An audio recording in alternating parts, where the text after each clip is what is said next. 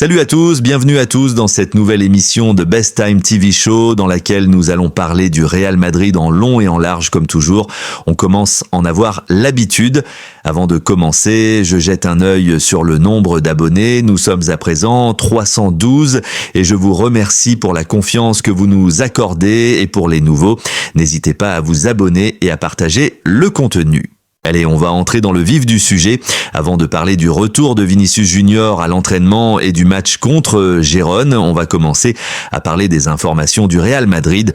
L'infirmerie du Real Madrid a accueilli Rodrigo qui a rechuté. Et cette fois-ci, c'est à la jambe gauche. Il est toutefois convoqué pour le match de Ligue des Champions après avoir fait l'entraînement collectif.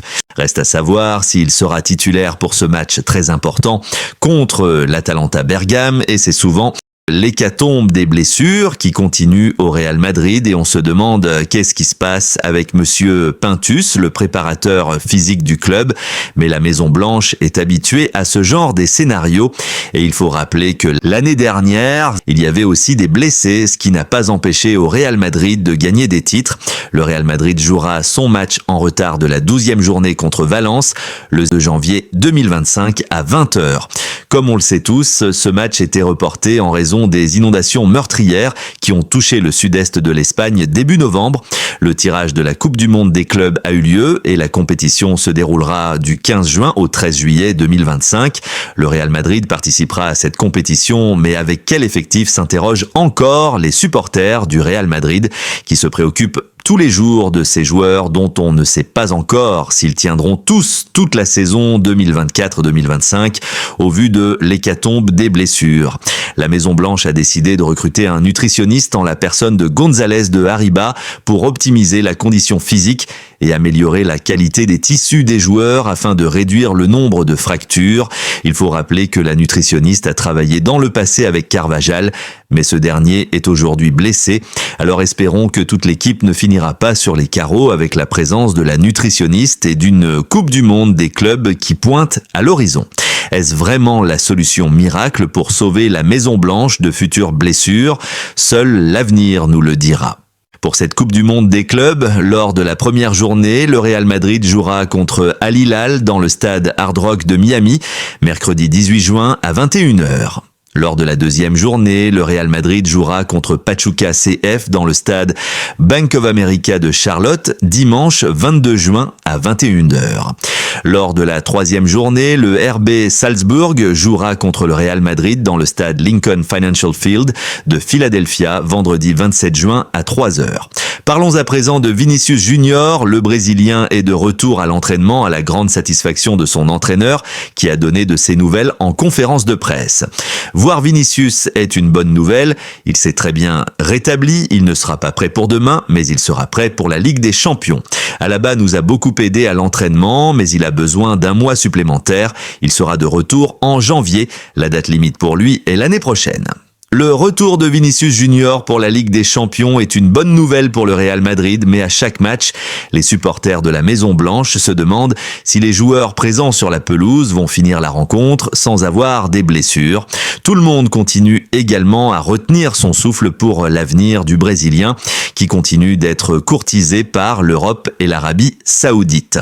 En Europe, le Paris Saint-Germain est entré dans la danse pour tenter de savoir s'il était possible de recruter le Brésilien. Et l'entourage du joueur sait qu'il y a d'abord un contrat avec le Real Madrid qu'il faut respecter et continue à suivre tout ça de très près. Les autres clubs européens sont Liverpool, Chelsea et Manchester United qui continuent à s'informer sur le joueur en cas de départ.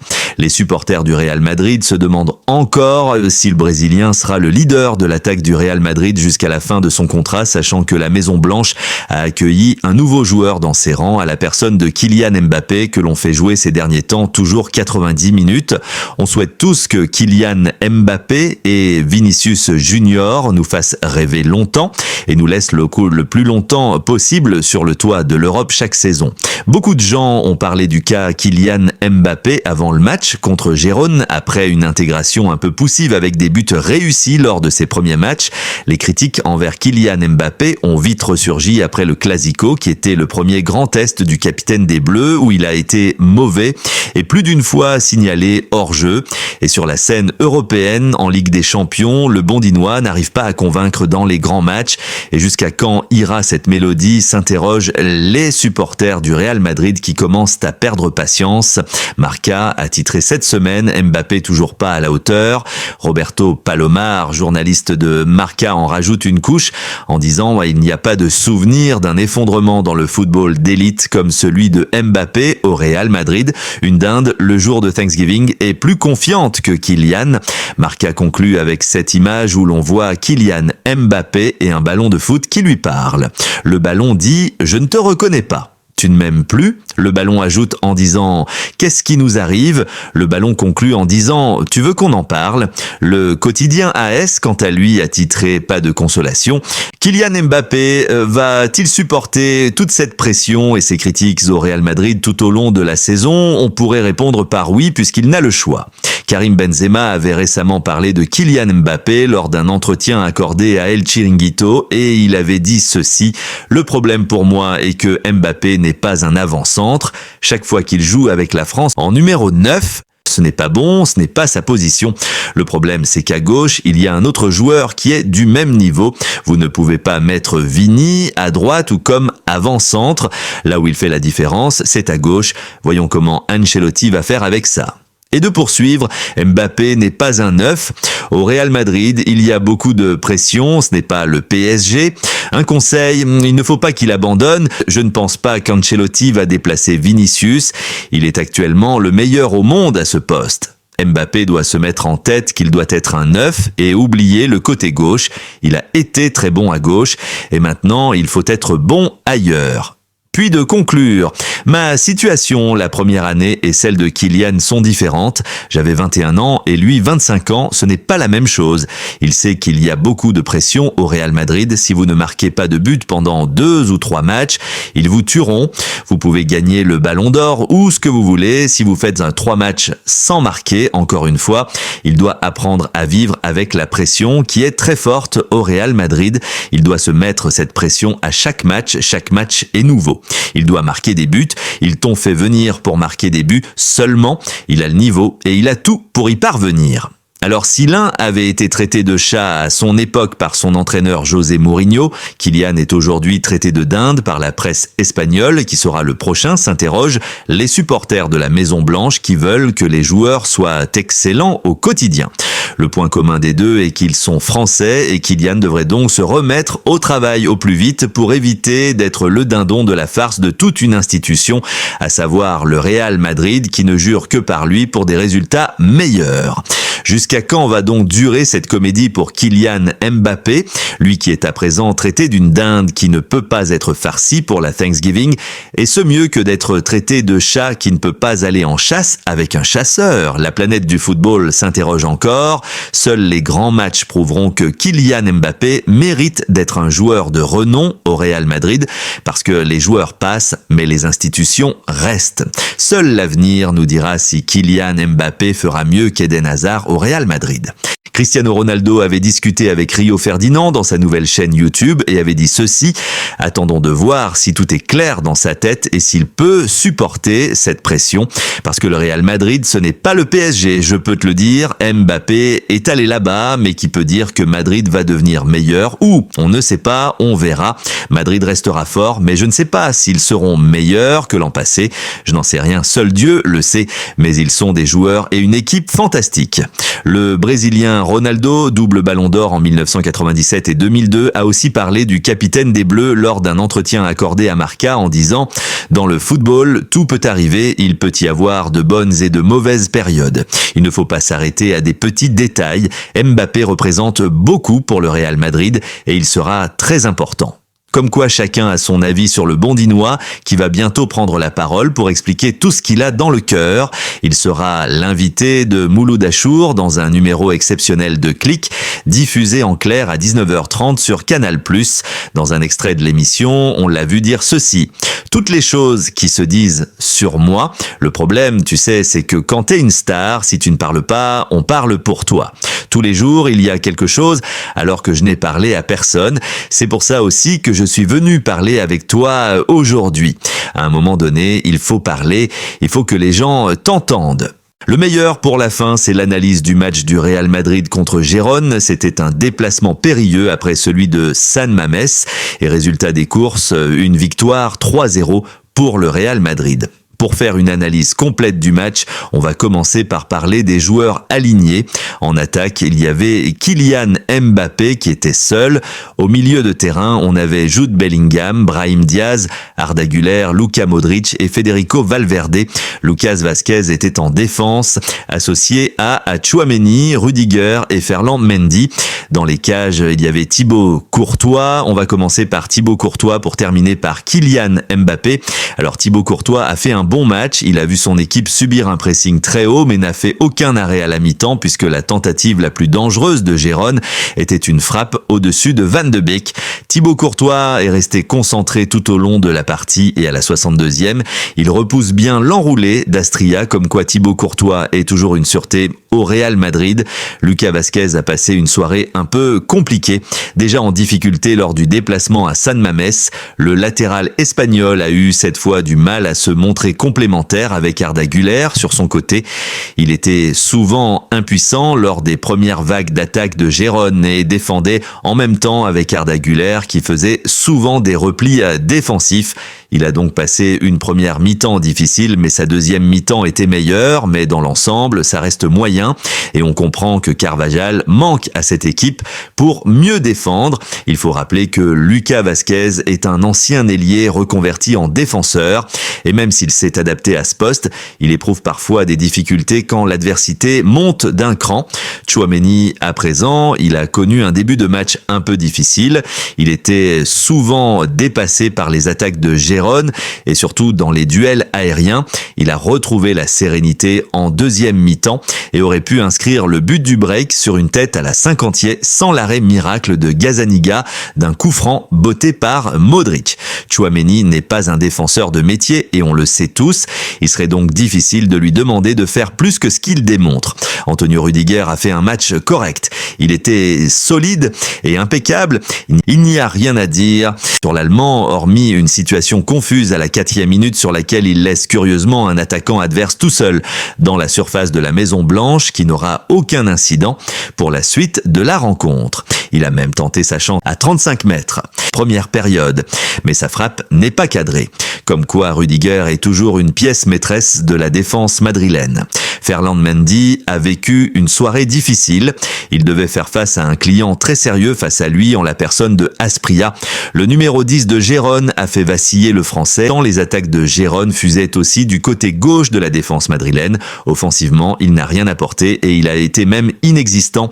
Il est sorti sur blessure. Un de plus, me direz-vous, à la 80e minute, remplacé par Fran Garcia. Luka Modric à présent. Alors comment était la soirée du Croate? La réponse est simple, elle était bonne. Il était le moteur de l'équipe. Défensivement, le Croate, âgé de 39 ans, n'a plus les jambes de 20 ans pour faire des replis défensifs comme Camavinga ou Tchouaméni. Offensivement, par contre, il reste un atout majeur pour faire des passes importantes qui peuvent casser des lignes quand il est en forme. Il a initié la plupart des actions et des phases de possession du Real Madrid et il est passeur décisif d'un extérieur signature vers Kylian Mbappé à la 62e minute. Federico Valverde a fait un bon match contre Gérone et s'est un peu rattrapé après un match compliqué de la Maison Blanche à San Mamés contre l'Athletic Bilbao dans lequel les supporters ont retenu plus son erreur, occasionnant le deuxième but du club basque. Il était le milieu de terrain du Real ce soir le plus actif défensivement. Il a fait quelques interceptions intelligentes et il avait un bon placement sur les lignes de passe adverses pour récupérer les ballons. Son dynamisme lui a permis de gratter des ballons dans les pieds des joueurs de Gérone. Il est remplacé à la 80e minute par Raúl Asensio.